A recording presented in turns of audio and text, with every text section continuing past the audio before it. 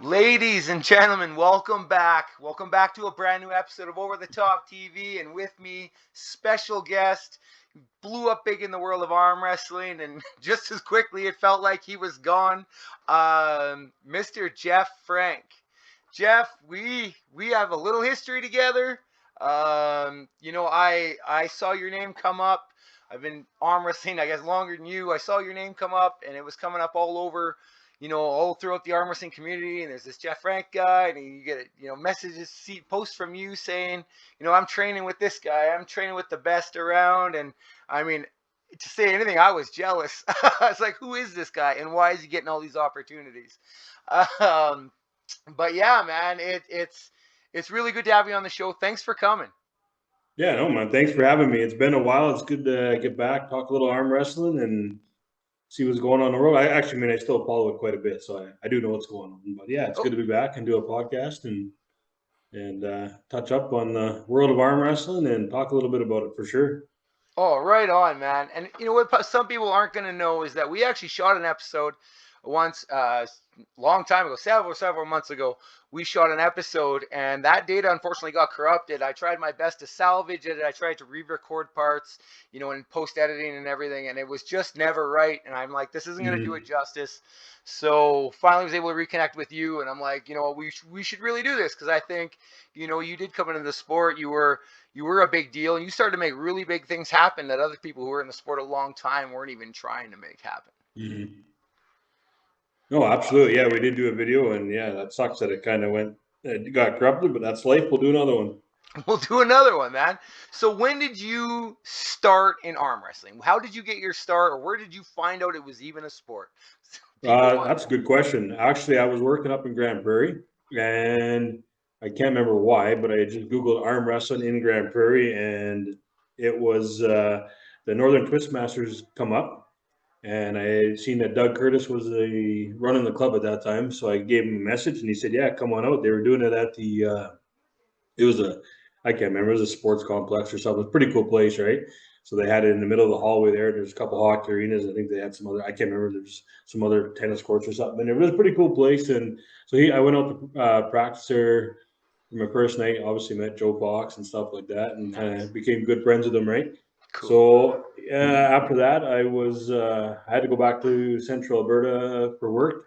Can't remember what was going on there, why I got sent back. But anyways, I had to go back to Central Alberta, and he had put me on to Matt Mask.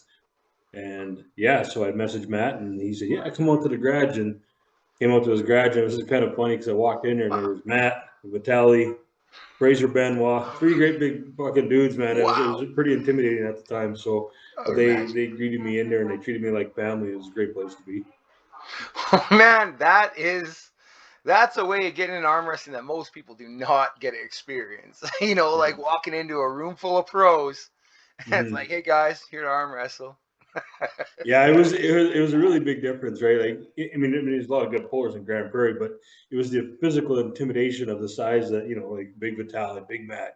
Fraser's a bigger guy, right? So you walk in, and it's those three guys, your first three guys you beat, but they're really welcoming. It was a great place to be, and I think I had spent my 5 consecutive years there after that. So Man, that's great. And I think lots of people I've talked to lots of people who are originally scared to get into arm wrestling because it's like, well, I'm going to be against all these big guys and, I'm going to get hurt for sure. But that's not usually the case, is it?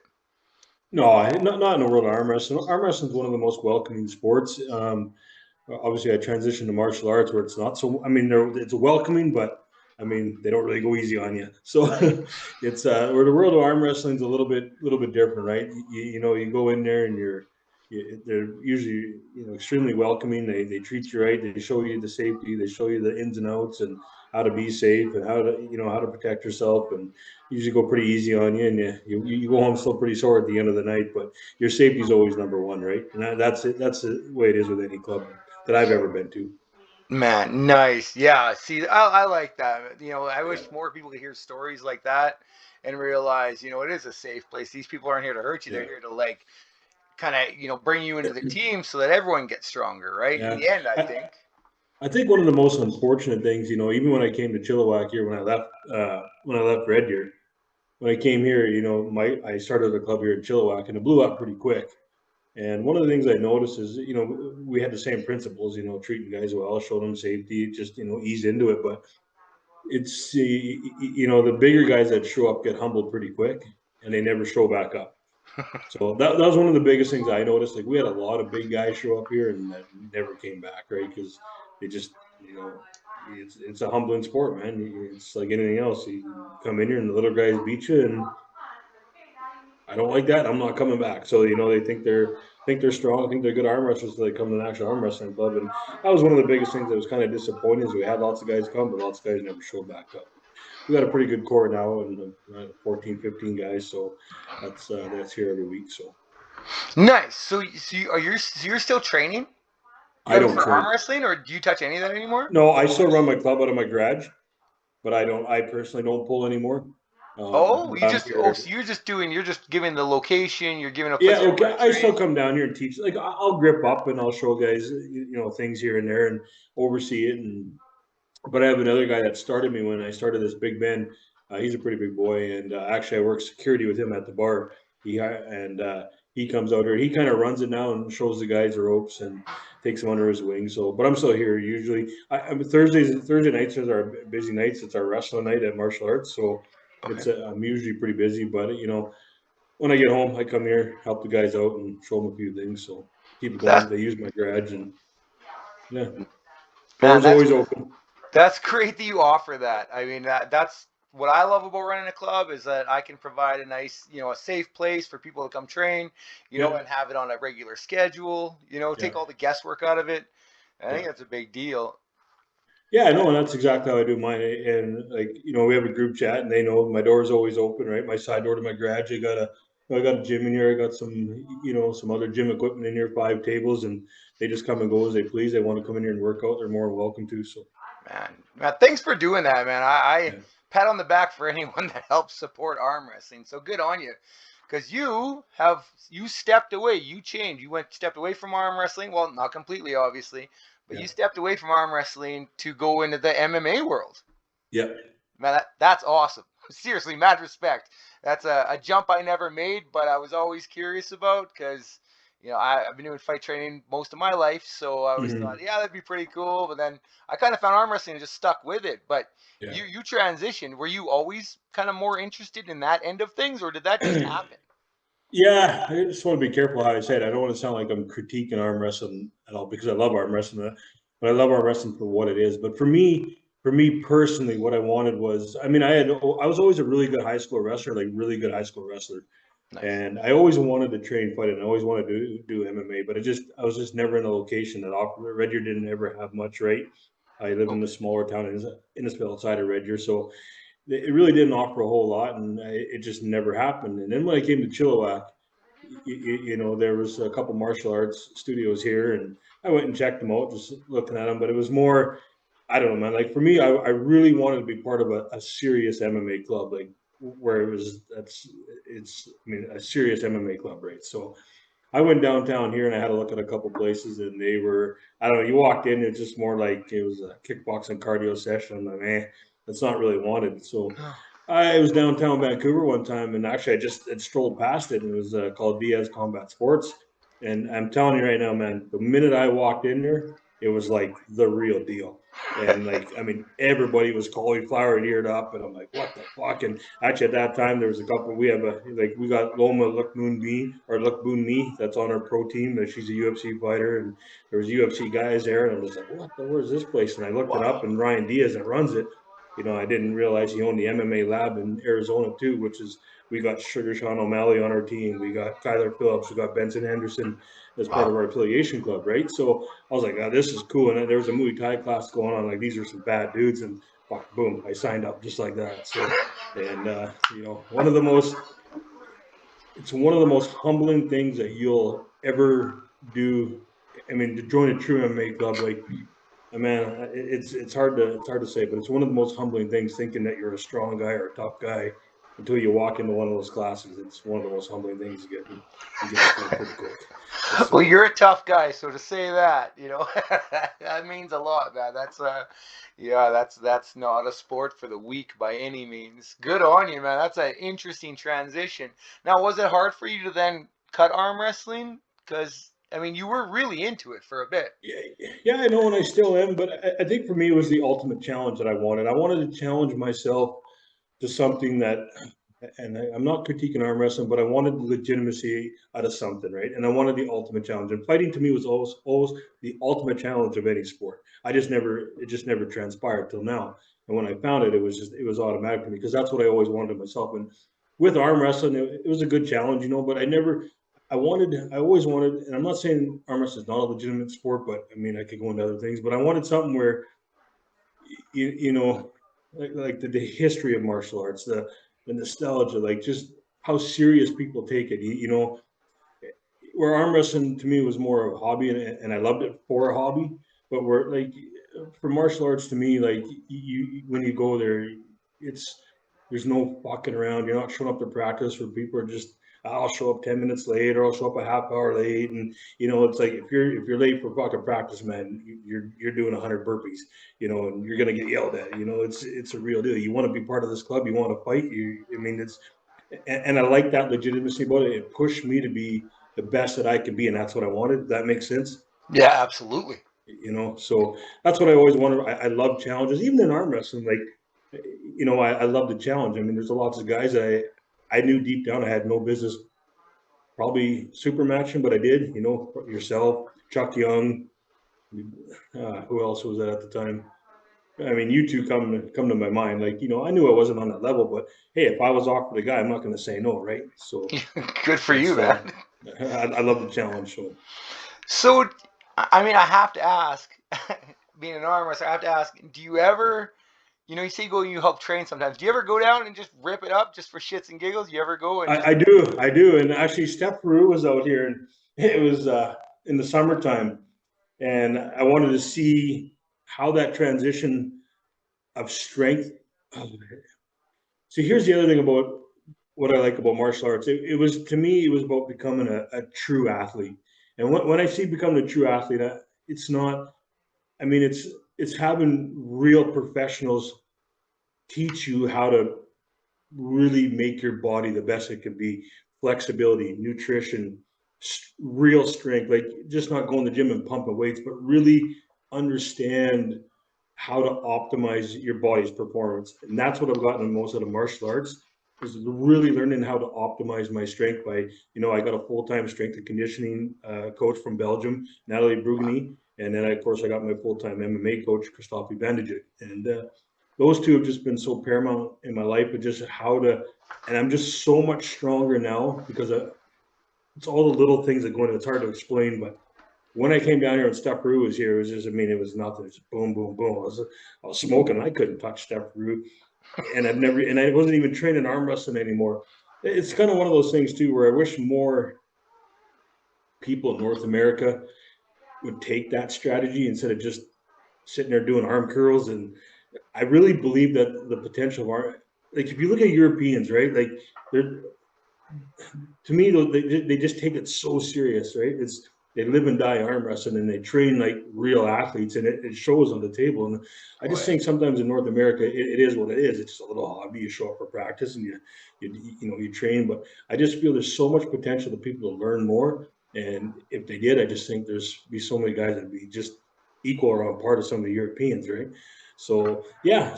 I mean, I wanted to test out my strength and what martial arts and what kind of strength that brought me. And yeah, man, it was pretty cool to see like how well it's worked. And I wish more people would.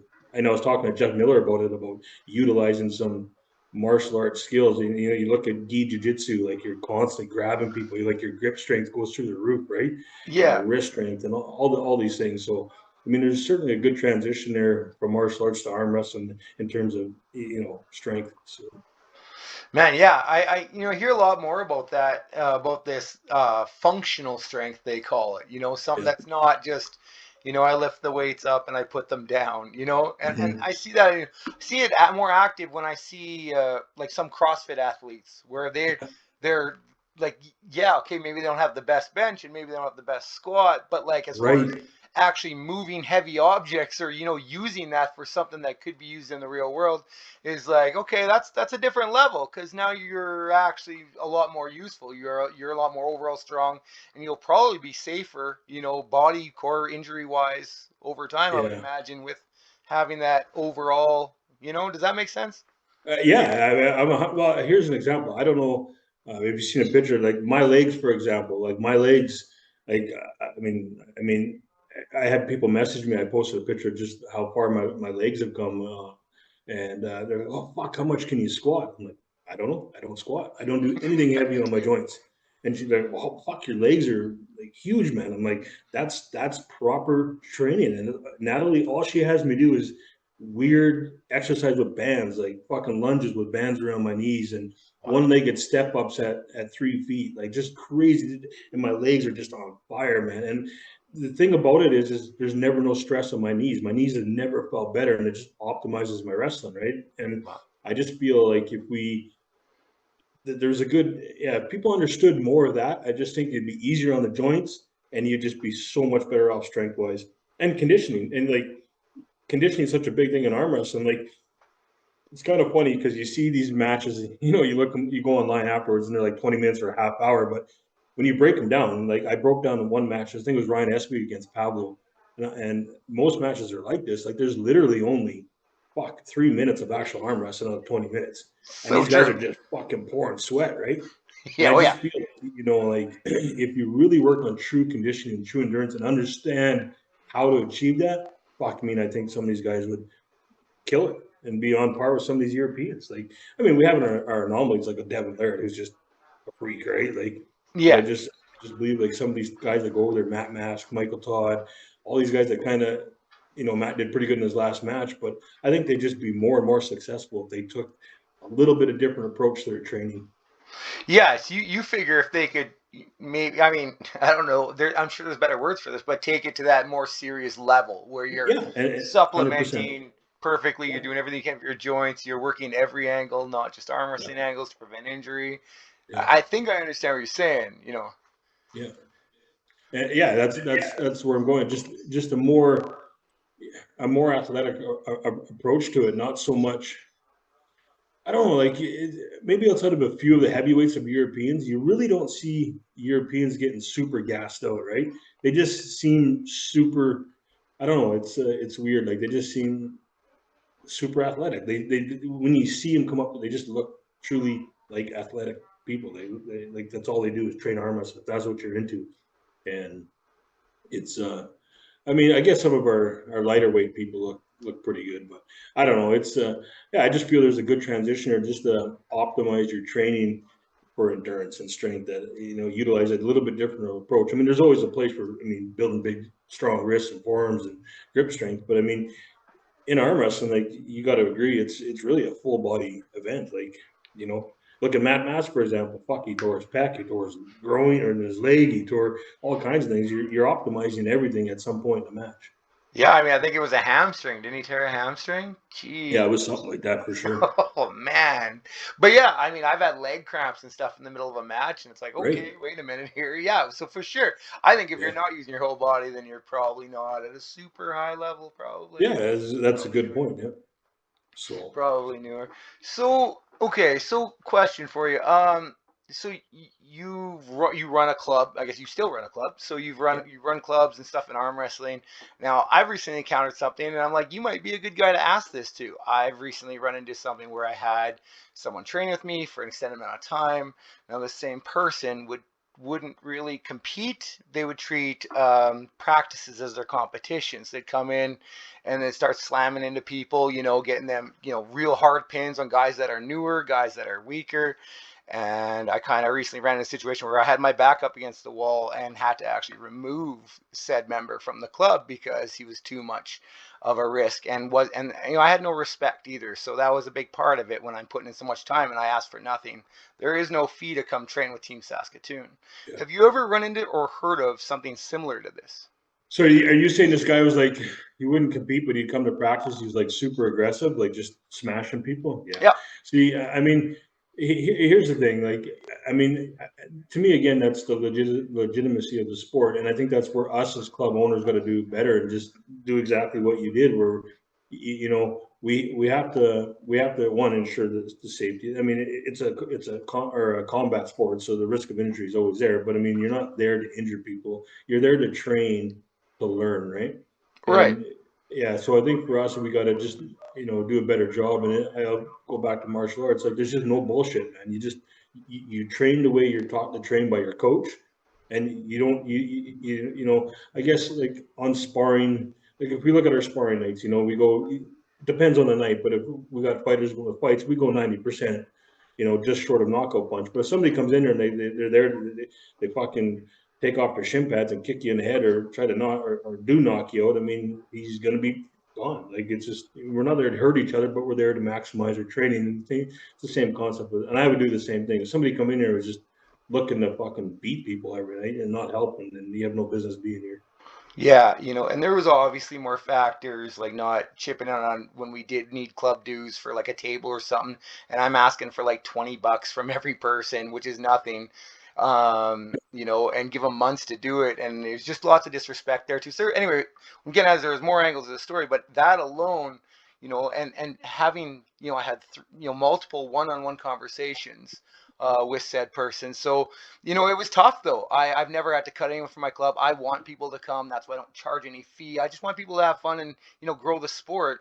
And but I'm not gonna lie, man, it was tough. Tough to tell someone, by the way, you're no longer welcome to come back. So I'm glad I ran this by you because it's something I've never had to do, and I'm glad you aren't just like, oh man, let's go fight I everybody. personally believe too. Like, I mean, I Anthony Dellantonia and I sat together, and I think more clubs should do this. And again, to legitimize it is charge. I charge for my club. He charges for his club, and I mean, it costs money, and I mean, it's legitimate. We're here. We're giving up our time to train you. We're giving up our space. There's power. There's equipment. There's all these things, and so I said, fuck it. I mean, and everybody was on board with it. They thought it was a great idea, and they had no problems paying, and it didn't. Nobody left because of it. So, And so, how and did you even bring that up? Because I mean, I was considered it. I've been told over the years, time and time again, that I should charge, including by members.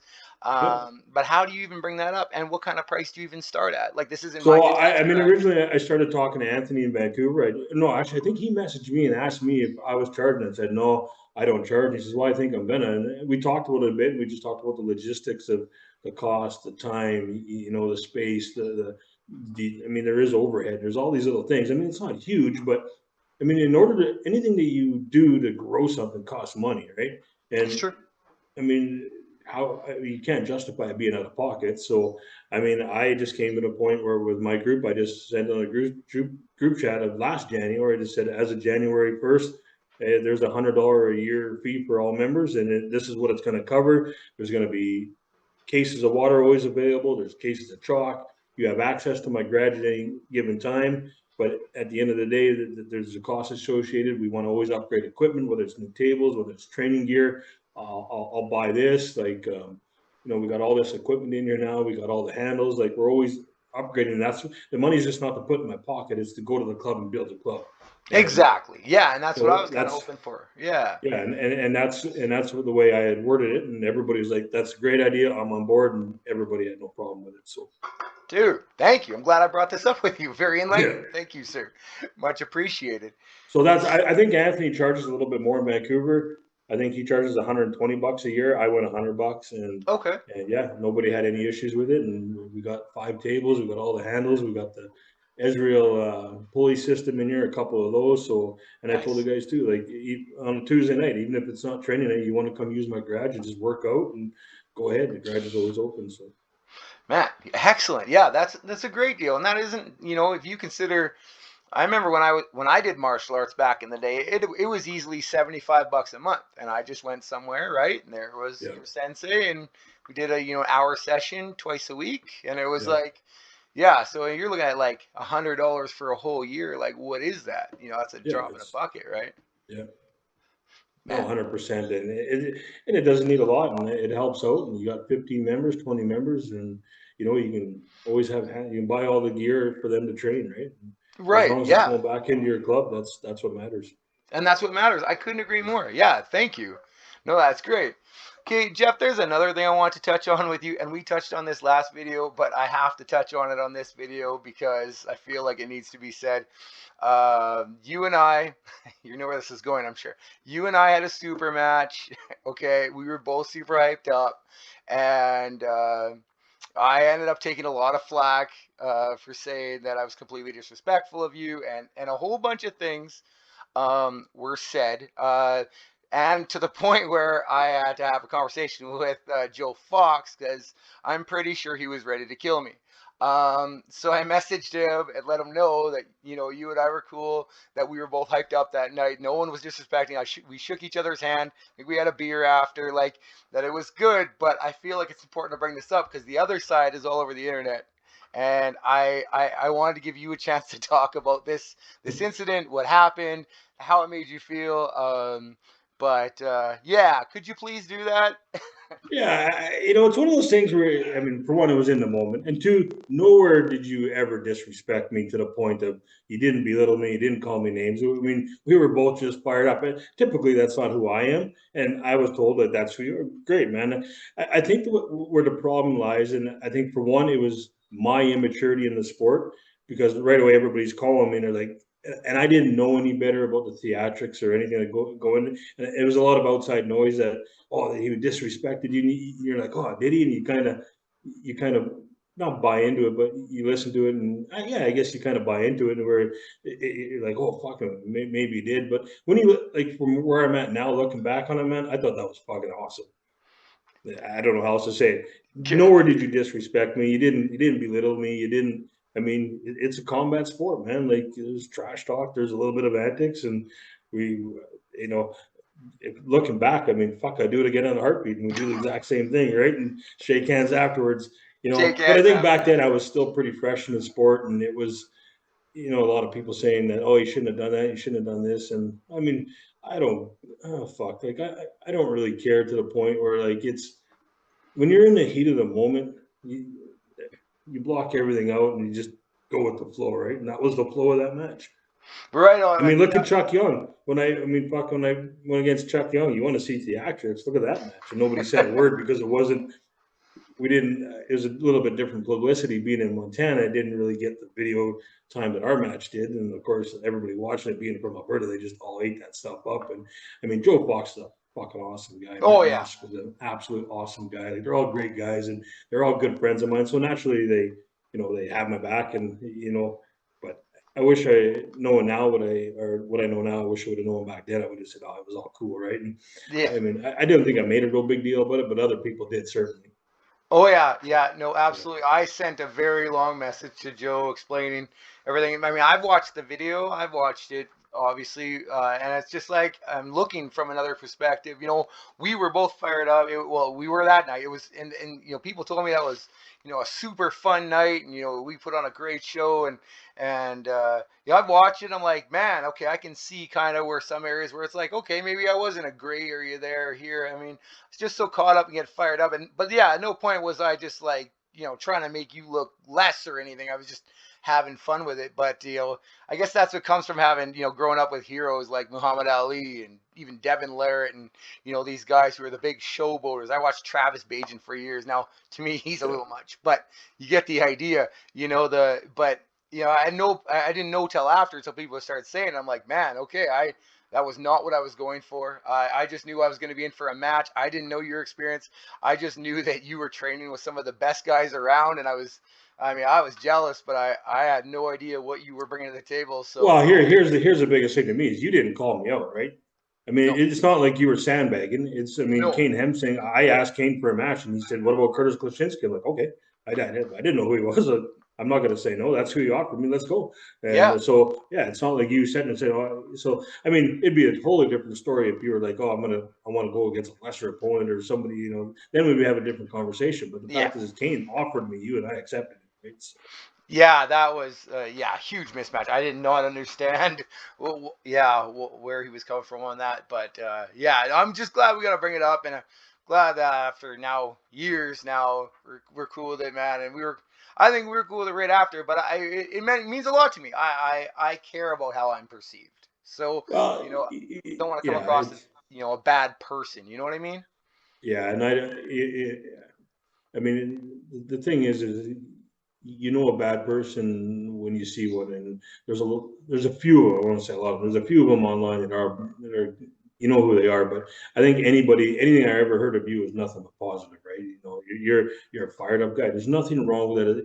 I mean, anytime you engage in combat sports, and I'll even take it one step further, and going back to martial arts. Anytime when I look at this, like anytime you step onto the mat with somebody or into the ring, and I've noticed in a few fights and a few grappling matches, like you're there solo, you're there by yourself. Like, I mean, you're stepping on the mat, and guy wants to break your fucking arm. He wants to put you out. He wants to knock you out, man. It's fucking intimidating. It's nervous as shit.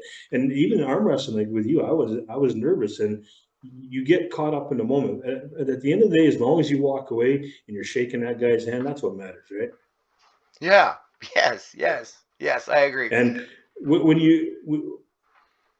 anytime you put a lot into a sport, the training, the diets, the time, the energy, all that stuff you put into it, the guy next to you is doing the exact same thing. And anytime two guys put that much into a sport and then go to war together, man, I have the ultimate respect for anybody like that. Doesn't matter. I don't care what's said at the table, even if it was even worse trash talk. You see it a lot in the UFC, man. Just the previous UFC with Sean Strickland and DDP, like there was a lot of trash talk. But hey, man, at the end of the day, they hug it out, and there's a lot of respect there for what they put into the sport. The same goes for arm wrestling, and we were both at that level. That hey, I yeah, it was. We had a lot of fun. We got excited. We pushed the table around a bit, and we That was got a fun. little amped up. But at the end of the day, you beat me, and we hugged and high fived, and life goes on. And Yeah, yeah, awesome, man. I'm and here glad we you are remember that having. way too. We've been really good friends since then. That's all that matters, Absolutely. right? Hell yeah, man. I cheer you on all your posts on Facebook. Yeah. And there's no question, man. I don't care what you say. A lot of people don't like it, but theatrics sell the sport. And looking back from it, I don't. There's nothing wrong with it. I enjoy it to a certain extent. There's a little bit that maybe can go, but at the end of the day, people enjoy it. People want to see it. Like that. I mean, fuck. That's why every UFC. You see, I mean, to me, that's why UFC doesn't even have a lot of the best fighters in the world, because a lot of the best fighters aren't theatrical. Like you see that some of the top names are just very theatrical because they sell. The UFC is a business; they need to make money, and they want as many pay-per-view buys as they can get. And it's no different when you see Devin at the table, right? I think one of the reasons why East versus West and King of the Table have blown up so much is you got a guy like Devin, Matt Mask, man. Like people want to see that shit. It's great. It's great entertainment. They love the hype. They love being fired up, and they enjoy that. So good on them. Awesome, man. This is great. This is really great, man. I couldn't agree with you more. Seriously, I really like your view on things. Probably why we get along so well. Yeah. But yeah, couldn't agree more, man. Is there any things you're gonna want to touch on? I want people to get to know you, man. I think what you're doing is great. I thought you were great for the sport of arm wrestling. Yeah, I mean, I'll be completely honest. I think me in my arm wrestling days are probably done. As far as me competing, I'm Okay. always I'll be here to support my guys. Like when they go to provincials, I'll be right there in their corner. I want to be that mentor, that coach to my guys. I think for me, competing is probably done. Running tournaments, I learned the hard way. Unfortunately, it was through COVID, but to me, there's just too much risk. I mean, during COVID, running that Boise event, and yeah, the Boise event, yeah, right through COVID. I mean, be completely candid, and the whole thing, and losing my job, which I've never been jobless in my life since I was 14 years old. Like I was out of fucking near Secas, and it was a scary time. That's why we're here in BC, and things are better now. But I'm really really shy to run events now because there's a lot of risk, and it's a scary venture. So I'm not sure where I'm going to go with that. Okay, Jeff. So arm wrestling events aside, now you're big into the MMA world. I understand that it's a lot more involved. Like we get together twice a week. You do significantly more, and I would like to know more about, what the differences are between when you were arm wrestling training and when you're MMA training. And you know what? it'd be neat if you could throw in something about how you think the arm wrestling world could improve, or maybe you guys get more out of their arm wrestling workouts if they added or removed certain factors. Yeah, absolutely. So what I'll do is, yeah, typically with arm wrestling, like, like when we're pulling, the actual arm wrestling practice is pretty much limited to once a week. Maybe if you guys can do twice a week, as you know, it's pretty hard on the joints and that threshold of what the body can take, just because it's not a movement that the body likes, right? It's a lot of torque, a lot of twist on bones in all the wrong directions. So it's hard to do more when you're actually practicing arm wrestling. I'm sure you can go lighter and stuff like that. You may not, I think arm wrestling table time should be lighter anyways. Your gym routines and stuff like that should be probably a lot more. But yeah, so for me, it was once a week. I couldn't do twice a week arm wrestling. My arms were always dead. I didn't like that. But so for now, like I'll shoot out my schedule now. So Mondays, 1:30 p.m. I do is our pro team wrestling.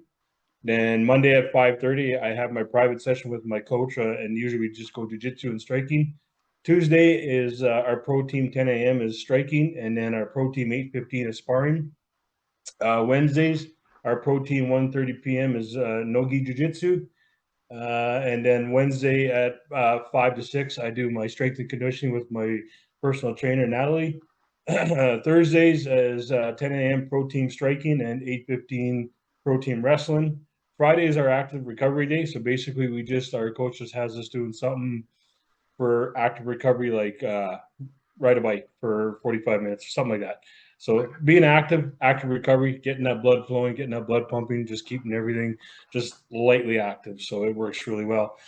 Saturday is that's our 1:30 pro team no-gi.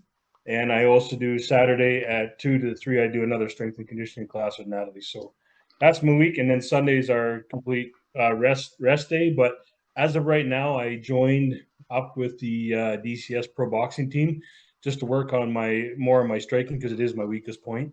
Okay. So, I mean, there's a lot of difference between boxing and MMA striking. Like for me, I'm never going to be a technical boxer. I don't want to be. That's not my style. I'm a ground and pounder. My wrestling's superb. So I just work on the basics and go through it. And just as long as I have enough to understand the combinations, the 1, 2, 3, 4, 5, 6, a couple extra stuff, and just enough to be actively defending myself and, be competitive when it comes to the striking part of MMA. So that's the schedule. That's a full schedule. It is a full schedule. It's a when I long did this, it's basically an all-in principle for me. I didn't want to do this and do it half-assed. So it was all or nothing. And MMA, if you want to get anywhere with a real team, it's all or nothing. And there's no, I guess the biggest difference for me is the legitimacy of the sport. And I'm not trying to critique arm wrestling, because I love arm wrestling. It's great, but it's more of a hobby for me. The MMA world, when you're on a team, especially a pro team, even the amateur team, even like you can show up to DCS and go to just join whoever's kickboxing class just to get a workout. But the actual pro teams, we have a pro Muay Thai team, we have a pro boxing team, and we have the pro MMA team. We have 3 separate pro teams. And when it comes to arm wrestling, you show up for practice, you can show up 20 minutes late, half an hour late, half hour. Nobody cares. You sit around, you smoke a couple joints, drinks, whatever you do, you just, that's arm wrestling practice. It's not the MMA world.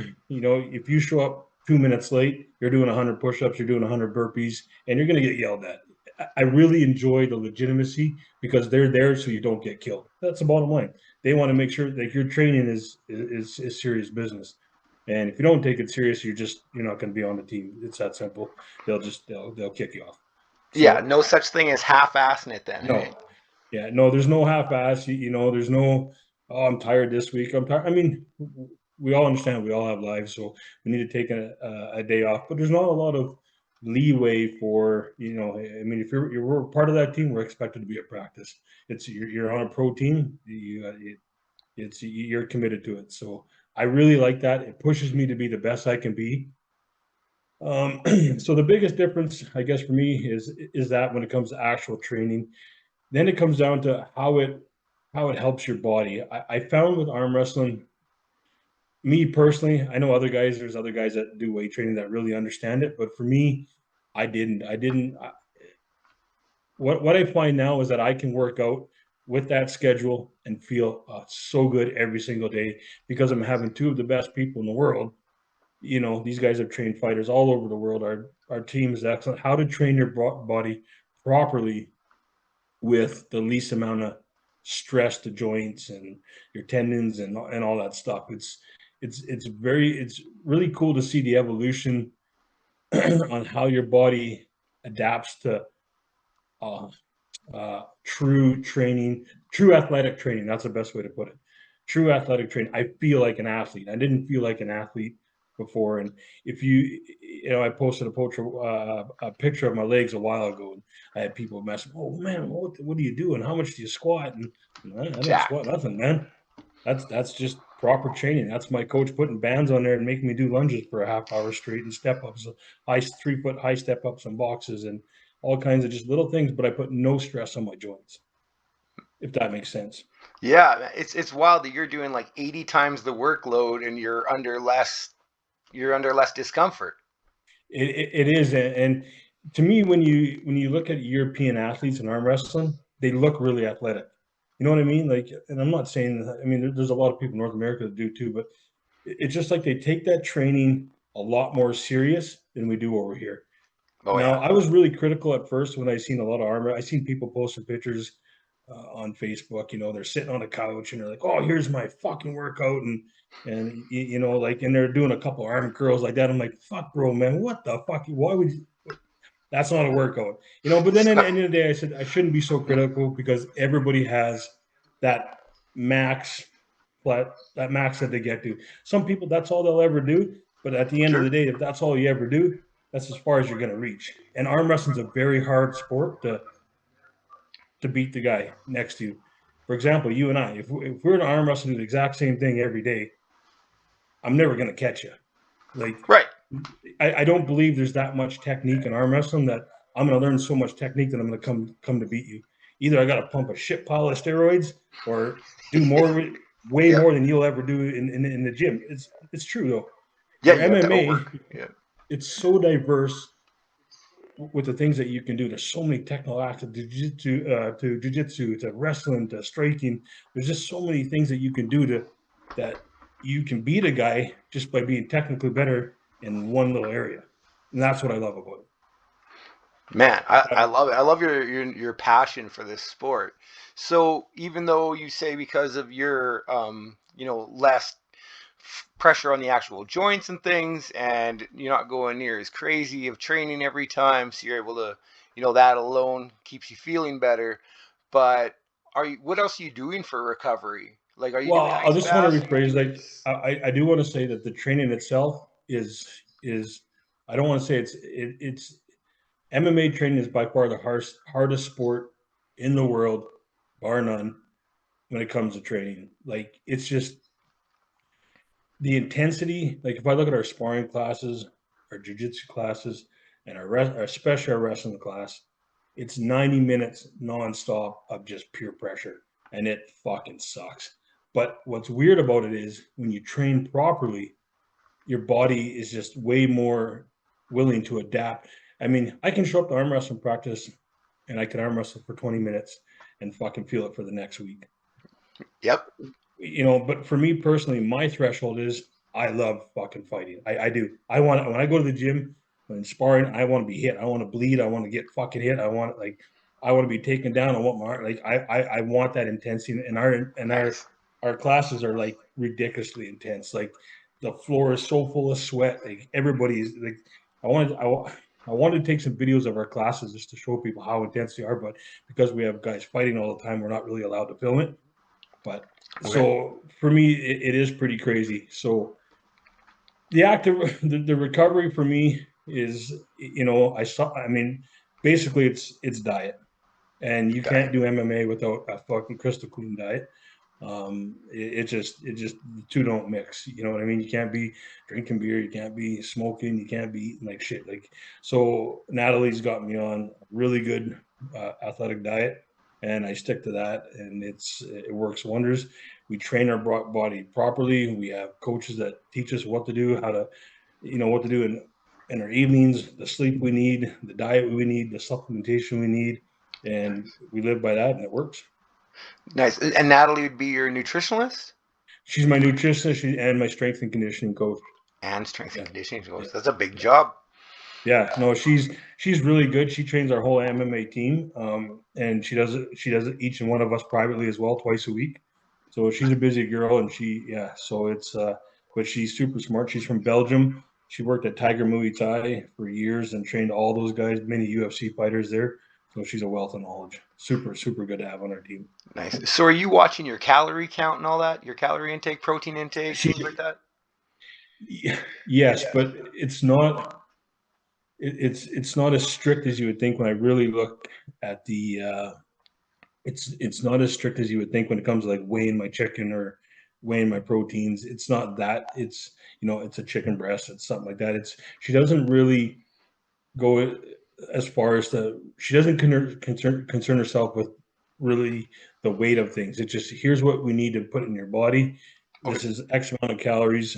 It's got your fats, your good fats, your carbs, and your proteins, and that's what that's what we go with. And I mean, it works wonders. I dropped 80 pounds since I've started this venture, and yeah, it's to be for me. I look at arm wrestling, and I really wish more people in North America would take that approach, that athletic approach. I just think there's so many guys that are just really good pullers that if they went here and really worked on the rest of their body, I think we'd have some amazing pullers. Because So it you really is a figure full even for arm wrestling, these overall body workouts, you think that would help 100%. people in a lot of ways? 100%. I can, from what I've done in martial arts, I become a better arm wrestler. I know, so I still have my club here, Right. as we're talking about before. And I mean, I can just tell like my strength, like, the strength and conditioning, just my wrists are so strong.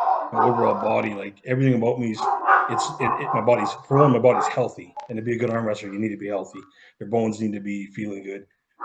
So that's number one, is I always feel healthy, and everything about me is just 10 times stronger. My legs, my hips, my arm, my back, my neck muscles.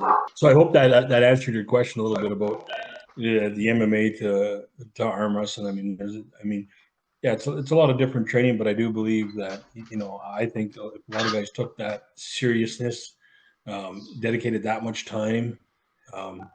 I just think that evolution and getting to that next step in arm wrestling would greatly benefit them, because it is a hard sport to jump. It really is. Like it's a Yeah, really it sounds challenging like sport. you have to take it serious. There's no half-ass in it. I get that now on so many levels. Like you can see it, you can see why that would make a huge difference. I mean, how can training more not, how can that hold you back? How can be more specified training, watching your nutrition, doing things like that, how can that not make you a better athlete overall? Totally see where you're coming from. Yeah, no, and I think it's good. I personally think, like, even in arm wrestling, I think, take your practices and don't go tough, but use that energy elsewhere in the gym or anything. Your athleticism, your strength, and your conditioning. Conditioning is a big thing. Like you see it, like shit. Like you watch a match in arm wrestling, like you can look at any. Maybe there's a few anomalies in there, but the majority of these matches, I mean, they're 25 minutes long, but the actual arm wrestling time is like 2 to 3 minutes of actual engaging, right? Like, and most of these guys are just dripping and pouring sweat, and it's like conditioning is a big thing too, and conditioning body properly is super important. Yeah, I mean, yeah, you're right. I mean, most matches over in a couple seconds, right? Yep, Your typical match isn't very yep. long. Thank you, man. Thanks for answering those questions. These are things that, I mean, if we can say anything that helps, any of the viewers, make better gains, make, better progress, keep in better shape, prevent injury, then why not? I like that you bring up these things. It really helps, man. Another word. Yeah, yeah, man. I think there's just so many crazy exercises that we do in MMA, and every time I'm doing, I'm like, oh fuck, damn, man! Like that's such a cool thing. Whether it's crab crawls or bear walks or Oh, anything that yeah. you're just using your wrists and all this crazy stuff, and I'm like, even when I'm doing hand and foot walks with weights on my back and strengthening my abs, I'm like, everything can just be transferred. I mean, it can be transferred into any sport for that matter, and it's I think arm wrestling is no different.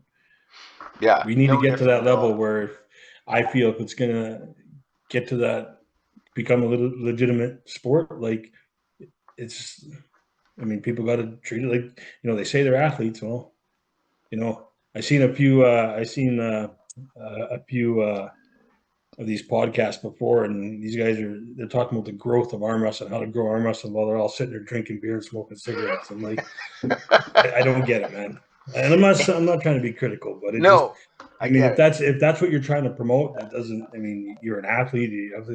I don't know how that bodes well for what you're trying to sell. Yeah, I mean, teach their own. You can often That's right. see different people's level by Mm-hmm. their actions. But I mean, yeah, teach their own for recovery. I judge nobody for that. Yeah. But yeah, I see what you're saying. And I mean, there are so many levels to arm wrestling that that almost makes even more sense that these levels are so high. But you look at how people are training, and it almost it mirrors that per se. Yeah, absolutely, 100%. Nice, man. So, kind of one of the last things I wanted to touch on here, because it is a sensitive topic. You are a fighter. You have since the moment I first met you. You've always been a fighter in my mind. But it's between changing sports and doing it that way. I know you're always progressing in your work life too. But you experienced a big family trauma, and I just really feel for you. You had your son taken from your life, and there's a lot of people on here that watch this that know you, and and if you want to talk about that a little bit, and how you dealt with that, and how you move forward, how you continue to move forward through that, because you're a fighter, man. Yeah, no, absolutely. It was one of the hardest things I've ever been through. Yeah, yeah, it was a tough moment. It's, I mean, the last thing anybody wants to do is lay their kids to rest, right? And unfortunately, that happened to us. I was driving home from work, and this is the part that was probably the toughest for me. I had our QC manager in my car with me, and I was driving. We were at a job site, and we were driving back to the shop, and my wife was calling, and I just put her on speakerphone to joke around, and I can't remember what I had said to her at the time, but kind of making my QC manager laugh at the same time. And the sheer terror in her voice, I knew right away and it was the most gut wrenching, hardest thing that I've ever. I didn't even know what to say. When she phoned me and told me that and said Tyler was on life support in Calgary, and it's yeah, we needed to go now. So we packed up and we left, and it was the doctors and the police were really good. They called us every hour. Unfortunately, I couldn't get on the plane because there was none left that night.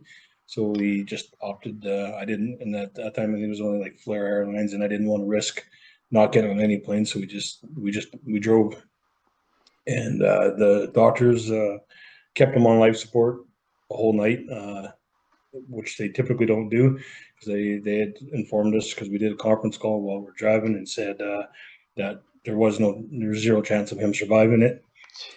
Um, so they said it's up to him whether he lives till you guys get here on life support, but we're going to keep him on there for you.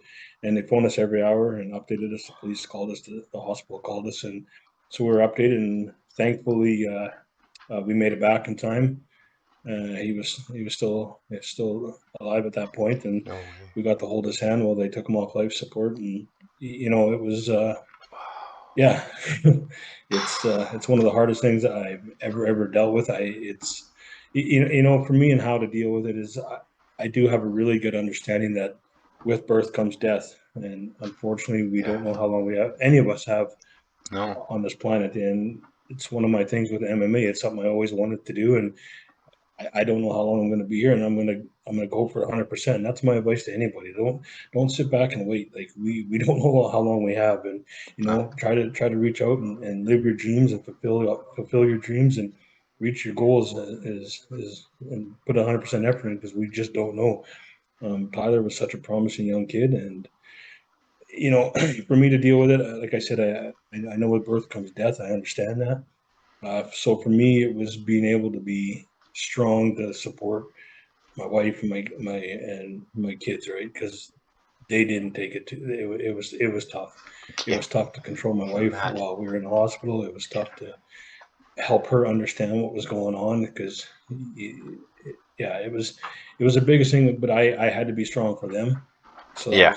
that was I sat with Tyler for about a half hour, and I talked to him, just me and him, and it helped me say goodbye, just personally, one on one. And when I was done that, I knew I had to be strong and just be there for my wife because I knew the following weeks and months were going to be a real challenge, and they were. But thankfully, with the support of my MMA team, which are just, oh man, they're the most unbelievably best people I've ever known in my life, and of Nice. course my family, the support we had helped me. Of course, my work too. I can't. My work was just so good about it.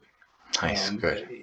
That yeah, with that support, I was able to be strong and be there for my wife while they could grieve properly. So Man, yeah, I'm so sorry, man. I know when I heard about, heard any of that, I was heartbroken for you. I do consider you a friend of mine, and I felt so bad for you. I made sure to message you right away and everything. I just, yeah, yeah, and not that you need to share it on here or anything, but do you know what happened at least? Do you know what happened to your son? Not that you have to share it on um here, I'm saying, but do you at least y- know? Do you have an idea? yeah, yeah, it's actually still an open case.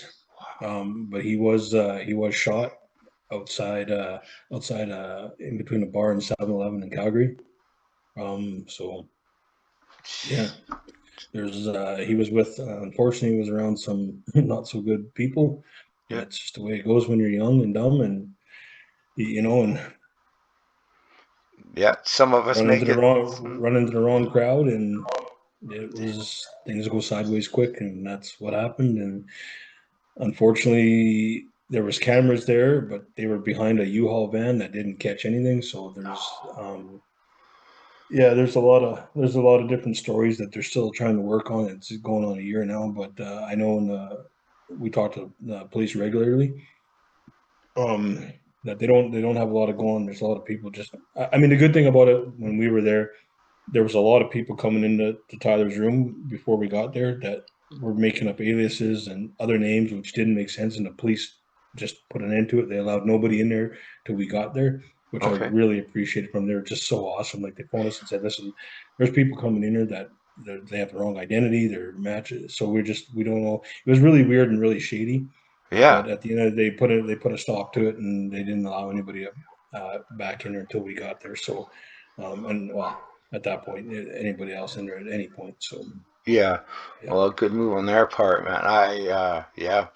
I don't know what to say. Something like that. I just want give you that chance to get that out and say bottom of my heart, man. Feel for you. I know it's something that never. It's part of your brain. It's ingrained in you. Something you never forget. But look at you fighting forward. I know that that boy is be hella proud watching his dad. Like you're in wicked shape now. I mean, I've seen like we were talking about your legs look like a bodybuilder's man. You're moving forward. You're making noise. You're competing in big events, and yeah, I always cheer you on from afar. You're a fighter at heart, good friend, fierce competitor. Even when he's outmatched, fierce and in it and doesn't care. I love that about you right from the start, man. It's just a fighter. Uh, yeah, I mean, I'm honored to call you my friend, and the arm wrestling world misses you, even though you're still somewhat involved. Promise you're missed. yeah. No, and I'll always be involved in arm wrestling. Like I said before, like come provincials and stuff, I'll be there to support my team. It's actually our club practice tonight. There's probably people filling in my garage now. That at Okay. 7 o'clock here we start our practices, so I'll go down there in a bit and join the guys like that. So yeah, right now, yeah, I'm just competing lots. I'm doing really good. Winning gold medals finally in something. So Yes. it's really good. Yes. I was really had some big news here last night, No. or sort of the night before. I was accepted to the IBJJF, which is basically the most prestigious and oldest jiu-jitsu grappling tournament in the world, which is really cool because I had to find a professor. We unfortunately our club isn't affiliated I don't know why, stupid. So I had to find. I mean, we have black belt jiu-jitsu guys in our thing, but we have no affiliation. So my coach, which is got his black belt from the UFC fighter Ron Canario, he hooked me up with him. I had a conference Nice. call with Ron from Brazil, and he accepted me as a student and a professor and approved my application in there. So it's really cool, man. Really cool. Bigger and better things in your future. I like it. Great. Yeah. So my first competition under the IBJJF will take place March 2nd and 3rd in Los Angeles. So I'm really looking forward and getting into the big leagues and seeing where I stand. I am as well. I'll be following you on the Facebook machine, keeping tabs on you, Jeff. I'll know if you're slipping, man. I'll know. Man, thanks for taking the time to talk to me today, and reach back to the arm wrestling community. And I know lots of people still hear mentions of your name around. So, man, thanks for coming over to Top TV. Appreciate your time. Appreciate your Yeah, no, friendship. thanks, Curtis. And yeah, hopefully, like I said, I'm not all done with it. I might take a super match here and there Nice. eventually. So we'll see how it all goes. But I look forward. I love the sport. I love it for what it is, and I'm just all in for MMA right now. But yeah, I'm certainly not done with arm wrestling. Music to my ears, man. Cool, man. Right on, man. Grip and rip. Grip and Still rip. got some forearm there. That Yeah, my right you know on. what the funny thing is that what I'm trying to do is I'm trying to over the last year I've been trying to really get my mass down. So I've been really trying to decrease my forearm size, really trying to decrease my bicep size because it's I mean big muscles. If you want to get humbled quick, get big muscles and think you're a tough guy and join a pro MMA team. You'll get humbled pretty quick. How they don't work. So it's I've That's been fair. really trying to get decrease that mass and that size. So yeah, everything's on its way down. That's where I want it. Increase speed, increase power, but get rid of mass. I love it, man. It's the perfect plan. Cool, man. Beauty. Thanks, everybody. Thanks for coming back to Over the Top TV. See you next time. Guess you're trying to stay strong and fake a smile until I look away.